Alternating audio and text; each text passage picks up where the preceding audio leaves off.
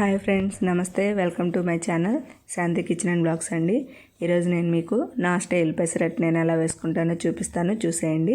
ఇది next day morning tiffin కోసం ముందు రోజు నైటే పెసలు 2 కప్స్ కొంచెం ఒక హాఫ్ కప్ వరకు బియ్యము ఇలా నానబెట్టేసుకున్నానండి. బాగా నీట్గా చూడండి, మంచిగా నానిపోయాయి. దీన్ని ఒక 2 టైమ్స్ వాష్ చేసుకోవాలి. వాష్ చేసుకున్న తర్వాత చూడండి, ఇలా మిక్సీ జార్లో మిక్సీ పట్టేసుకుందాము. కొంచెం కొంచెంగా మిక్సీ జార్లో వేసుకొని గ్రైండ్ చేసుకుందామండి.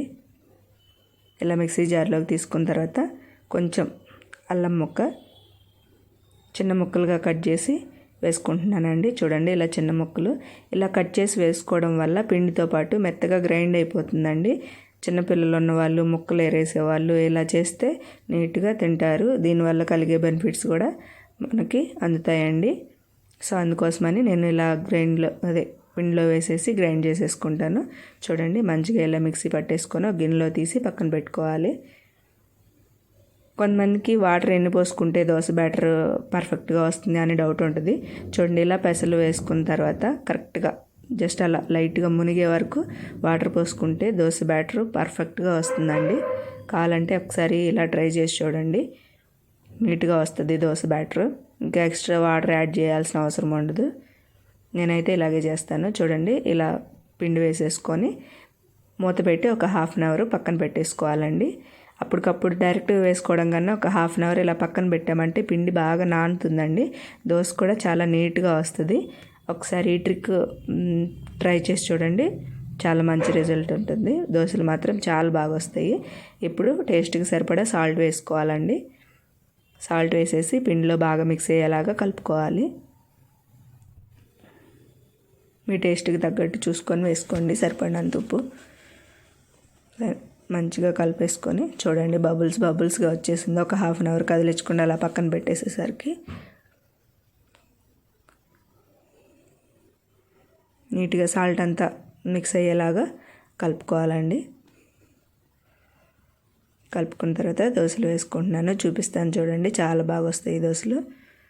పెసర దోశలు, పెసరట్టు ఏదైనా అనొచ్చండి, మీ ఇష్టము, మీరు ఎలా అంటే అలాగా.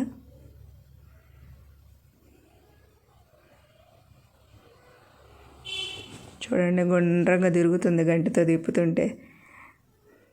ఫస్ట్లో నాకు కూడా పెద్దగా వచ్చేది కాదు, తర్వాత బాగా నేర్చుకున్నాను. కొంచెం లైట్గా ఆయిల్ వేసుకొని మంచిగా కాలనివ్వాలి 2 సైడ్స్. రెండో సైడ్ తిప్పాల్సిన అవసరం లేదండి. మనం ఆనియన్స్ వేసుకునే పని అయితే, ఓన్లీ ఆనియన్స్ లేకుండా ఉట్టి పెసరట్టు వేసుకునే పని అయితే 2 సైడ్స్ కాల్చుకోవాలి. చూడండి, నేను ఆనియన్స్ వేస్తున్నాను, కొంచెమే వేస్తున్నాను. మళ్ళీ పిసినారిది కొంచెం వేస్తున్నాను అనుకోమాకండి. అసలే ఆనియన్ రేట్లు చాలా ఎక్కువగా ఉన్నాయి. కిలో 17 18 అంట. మా అమ్మ సగం ఉల్లిపాయ కోసి వాడమని చెప్పిద్ది. రేట్లు ఎక్కువగా ఉన్నాయి, ఎట్టబడితే అట్ట వాడమాక, సగమే వాడమని చెప్పిద్ది. సగం కోసి ఇచ్చిద్ది, అందుకని నేను కొంచెం వేసాను. మిడిల్ క్లాస్ వాళ్ళం కదా అండి, పొదుపు చేసుకోవాలి కదా, సో అందుకోసం. కొంచెం బాగా రెడ్నెస్ తెలుస్తుంది చూడండి మిడిల్లో. అలా రెడ్గా కాలే వరకు ఉంచామంటే జస్ట్ అలా అట్ల కడబెట్టగానే పైకి లేచి వచ్చేస్తుంది దోశ. చూడండి ఎంత బాగా వచ్చిందో పెసరట్టు అసలుకి. అలా వేసుకొని చట్నీతో సర్వ్ చేసేసుకోవడమే. నేను నా స్టైల్లో పెసర ఎగ్ దోశ కూడా వేస్తానండి. అది ఎలా వేస్తానో చూపిస్తాను, చూసేయండి.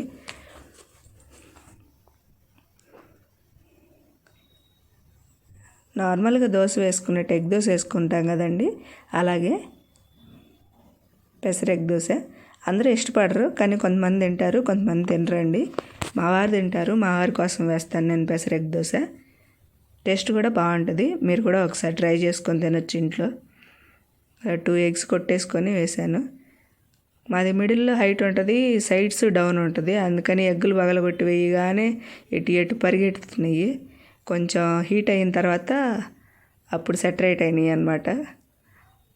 ఇదండి మా ఎగ్ దోశ. ఇలా కొంచెం బాగా కాలిన తర్వాత లైట్గా ఆయిల్ వేసుకొని రెండో సైడ్ కూడా టర్న్ చేసుకొని నీట్గా కాల్చుకోవాలి.